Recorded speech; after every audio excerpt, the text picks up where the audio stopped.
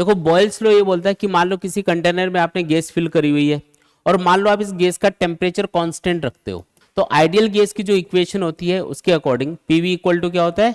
Mu R T. इस equation के according mu मतलब नंबर ऑफ मोल्स जो इसके अंदर कांस्टेंट रहेंगे,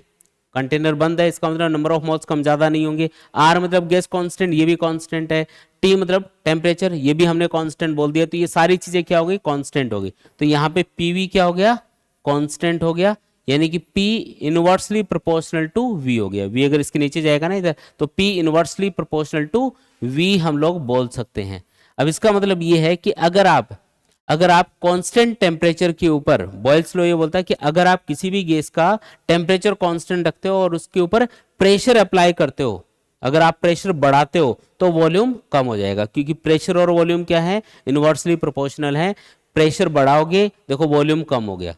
है ना, इसको बोलते हैं बॉयल्स लॉ। देखो कितना आसान सा लॉ है, ठीक है, तो इसको बोलेंगे बॉयल्स लॉ। अगर आपको एक ग्राफ ड्रॉ करना हो